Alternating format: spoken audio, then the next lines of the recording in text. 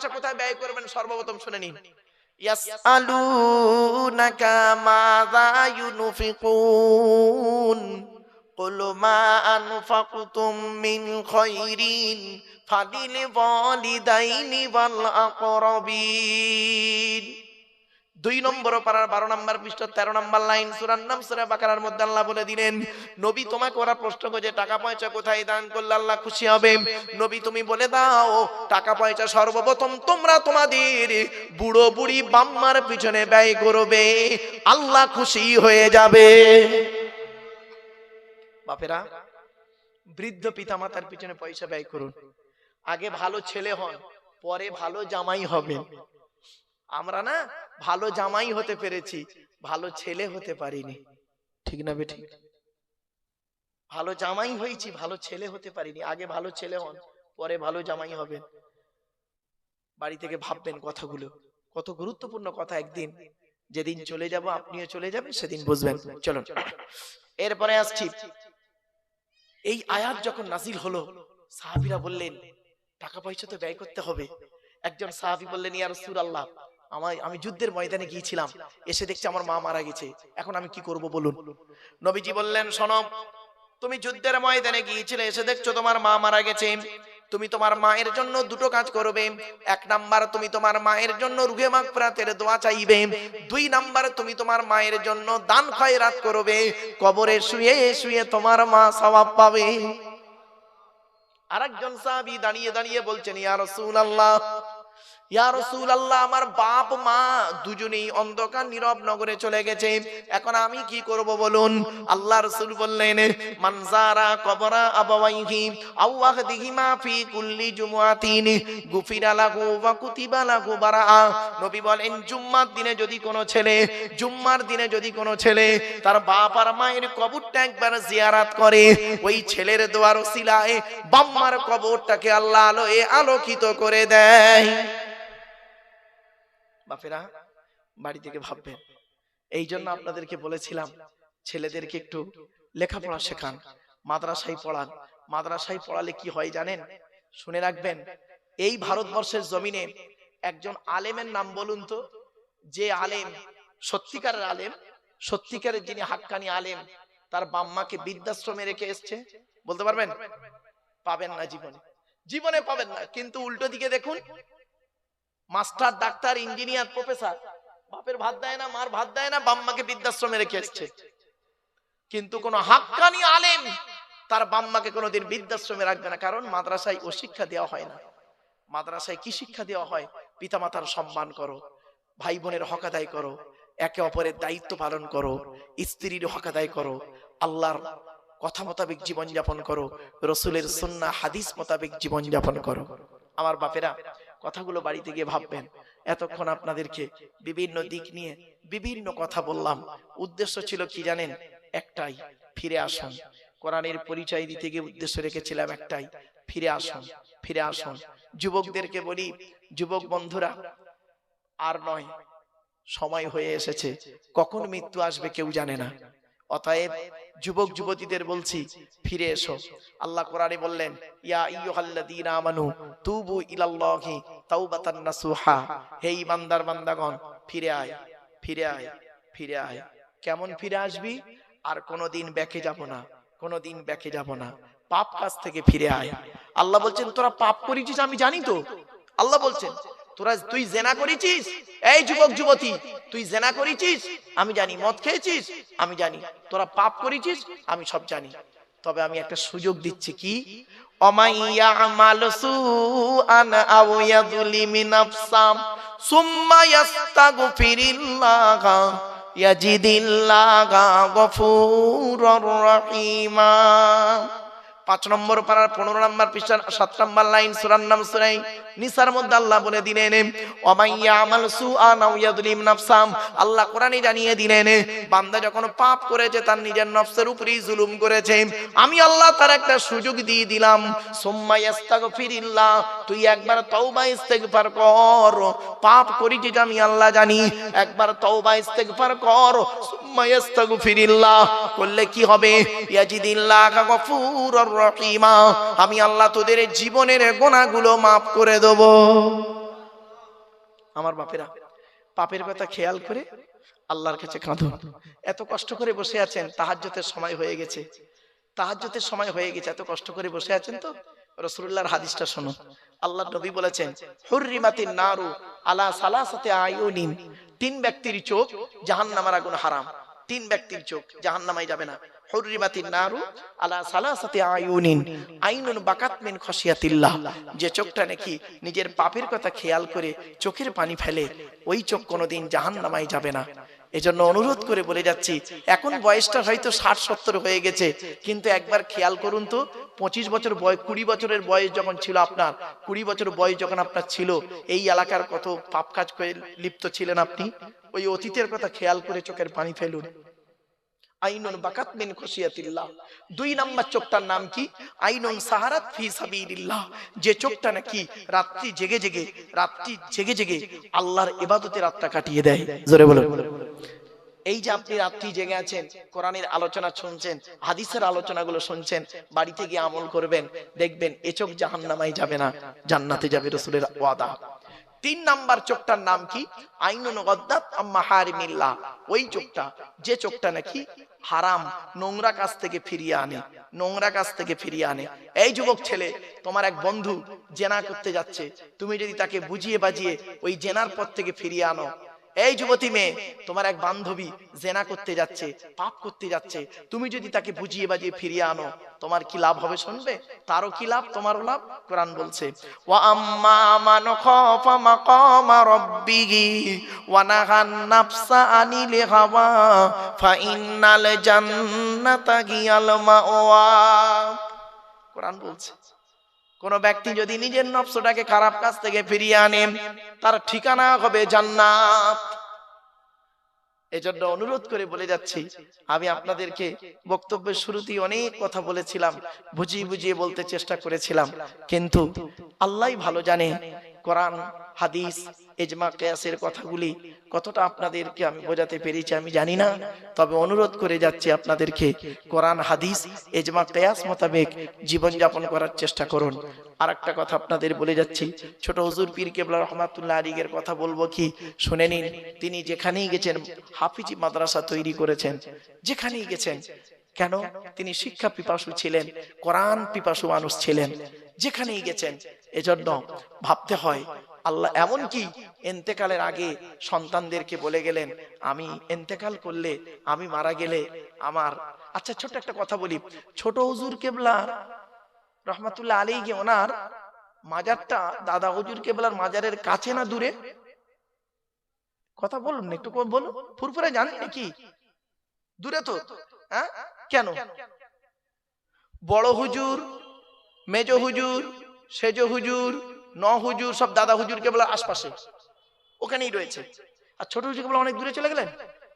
শুনে নিন, উনি বলে গেছিলেন, আমি পৃথিবী ছেড়ে চলে গেলে, বাবা সন্তানদের বলেছিলেন, আমি পৃথিবী ছেড়ে চলে গেলে আমার কবরটা অন্য কোনো জায়গায় দিও না, আমার তৈরি করা মাদ্রাসার জানালার ধারে আমার কবরটা দিও, আর জানালা খোলা থাকবে, আমি জুলফিকার আলী কবর থেকে যেন আল্লাহ পাক আমার আত্মাকে কোরআন তেলাওয়াত, বাচ্চাদের কোরআন তেলাওয়াত যেন শোনায়। এই জন্য ওনার মানে যেখানে মাজার হয়েছে পাশেই একদম মাদ্রাসা, সেই মাদ্রাসায় হতভাগা ছাত্র গো বাপ, আপনাদেরকে অনুরোধ করে বলে যাচ্ছি, অনুরোধ করে বলে যাচ্ছি। আর 2 জন নারীর দোয়া আমার সঙ্গেই রয়েছে, আল্লাহর রহমত, নবী পাকের কদমের উসিলা, আর এই পৃথিবীর জমিনে 2 জন নারীর দোয়া। একটা হলো আমার আম্মা জান, তার দোয়া, আর একজন কে জানেন? শুনে নিন, ছোট হুজুর পীর কেবলা রহমাতুল্লাহ আলাইহি সেজলা স্ত্রী, অর্থাৎ আমার পরেই যে ভাইজান আসছেন, হ্যাঁ, আওলাদে মুজাদ্দিদুজ্জামান, ওনার দাদি যান। কি ভাবছেন আমার বাপেরা? বাড়ি থেকে ভাববেন। এজন্য দোয়া জিনিসটা আলাদা, আর দোয়া ও মুখুল ইবাদা, দোয়া হলো ইবাদতের মগজ, দোয়া হলো ইবাদতের মগজ। এজন্য গ্রামের সমস্ত মানুষের কাছে আমার একান্ত আবেদন নিবেদন, আপনারা দয়া করে মেহেরবানি করে চলে আসেন। আল্লাহর ওলির সন্তান আওলাদে মুজাদ্দিদুজ্জামান ফুরফুরা শরীফ থেকে আসছেন, আপনারা চলে আসেন। যে যেখানে আছেন তাকবীর দেন, নারায়ে তাকবীর, নারায়ে তাকবীর। আওলাদে মুজাদ্দিদুজ্জামান, আওলাদে মুজাদ্দিদুজ্জামান, নারায়ে তাকবীর। তাকবীর। আমার বাপেরা সকলে চলে আসেন। এখন পাগড়ি দেয়া হবে, হুজুর কেবলা এসে পাগড়ি দেবেন। অতএব আপনারা যে যেখানে আছেন মাদ্রাসার সন্তানদেরকে বলি, মাদ্রাসার সন্তানেরা তোমরাও চলে এসো, শিক্ষকরাও থাকবেন এবং আওলাদে মুজাদ্দিদুজ জামান তারই হাত দিয়ে পাগড়ি দেওয়া হবে। আল্লাহর ওলির সন্তান বাপেরা যে যেখানে আছেন দয়া করে মেহেরবানি করে চলে আসেন। একবার দরুদ শরীফ আল্লাহুম্মা সাল্লি আলা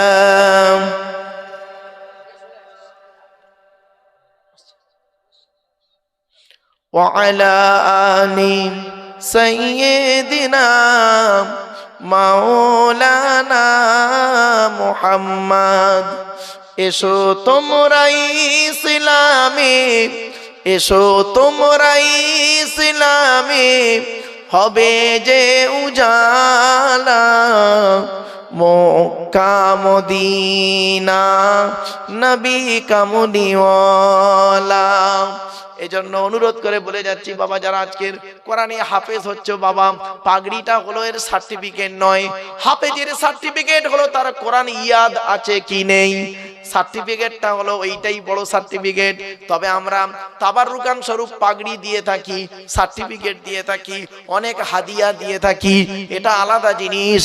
কিন্তু বাবা হাফেজের মূল সার্টিফিকেটের নাম হলো কোরআন ইয়াদ। কোরআন মুখস্থ হলো, কোরআন ইয়াদ হলো হাফেজের মূল সার্টিফিকেট। এজন্য আপনাদেরকে অনুরোধ করে বলে যাচ্ছি বাবেরা, যে যেখানে আছেন দয়া করে মেহেরবানি করে চলে আসেন। মাদ্রাসার আসাতিজা কেরামরা তারাও আসবেন এবং গ্রামের বাবা বাবারা বসো, বাপ বসো বসো বসো।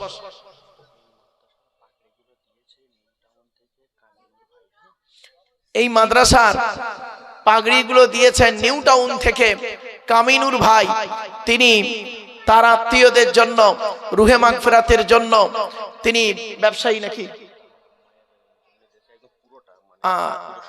সব কিছু যা মানে সন্তানদের পাগড়িদের পা থেকে, পায়ের জুতো থেকে নিয়ে মাথার টুপি পাগড়ি পর্যন্ত, কোরআন শরীফ পর্যন্ত কামিনুর ভাই দিয়েছেন তার মায়ের জন্য, তাই না?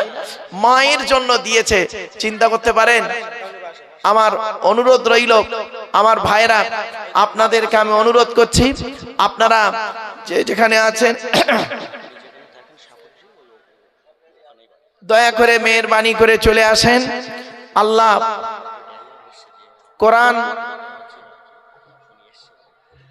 কোরআন হাদিস ইজমা কিয়াস মোতাবেক জীবন যাপন করার তৌফিক যেন আল্লাহ দান করে, বলুন আল্লাহুম্মা আমিন। তাই আপনাদেরকে আমি অনুরোধ করছি বাবা, বাইরে ছড়িয়ে ছিটিয়ে না বসে আপনারা দয়া করে মেহেরবানি করে প্যান্ডেলের ভিতরে একটু ঢুকে যান না, অনুরোধ করছি বাপ। তাবারুকের ব্যবস্থা আছে, বসিয়ে খাওয়াবেন নাকি? হ্যাঁ, তাবারুকের ব্যবস্থা আছে বাবা, বসিয়ে খাওয়ানো হবে।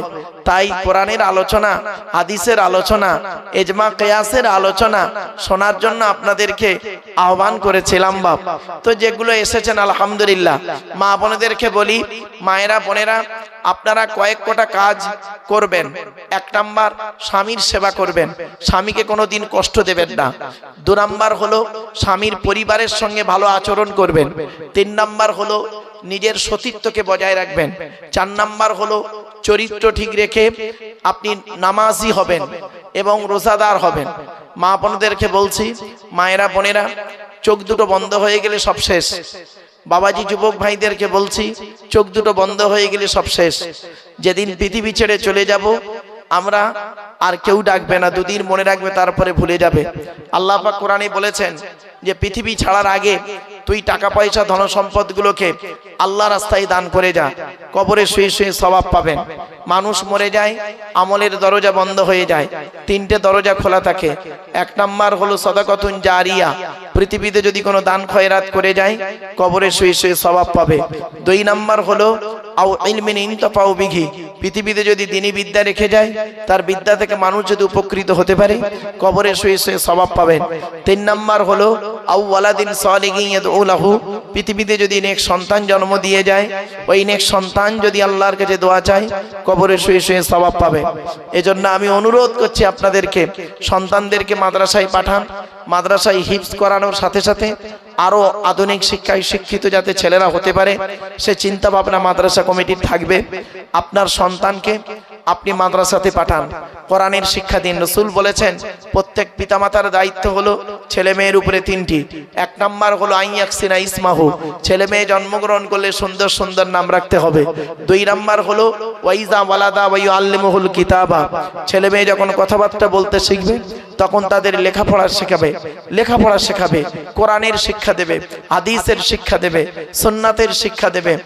আর 3 নম্বরে বলা হলো ওয়াইজা বালাগা ওয়াইজাউ বিজা ওয়াইজা আদরাকা, যখন সন্তান প্রাপ্তবয়স্ক হয়ে যাবে, বিয়ের সময় যখন এসে যাবে, কি কন্যা কি পুত্র, পিতামাতার দায়িত্ব হলো সঠিক সময়ে তাদের বিবাহের ব্যবস্থা করবে। যদি সঠিক সময়ে বিবাহ না দেন তাহলে কি হবে, ওই সন্তান যদি ব্যভিচারে লিপ্ত হয় তাহলে আপনি পিতামাতা ওই পাপের বোঝা আপনাকে টানতে হবে।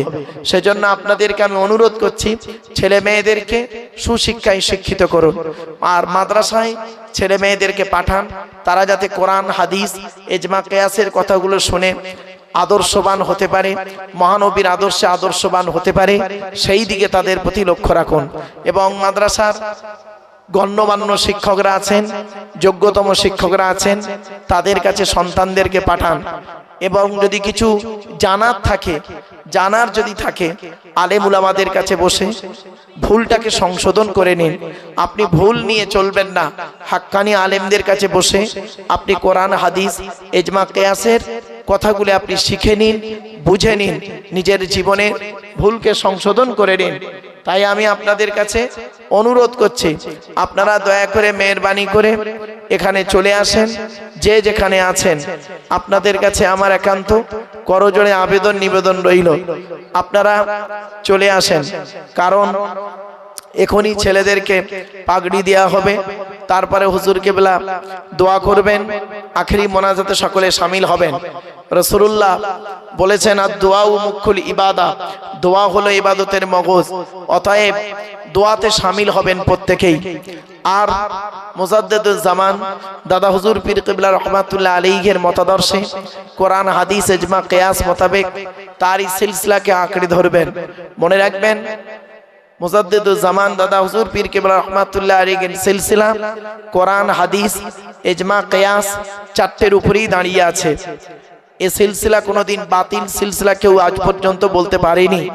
এই সিলসিলা হলো হক সিলসিলা। তাই আমি আপনাদের কাছে আবেদন নিবেদন করছি, আপনারা একটু ভিতরে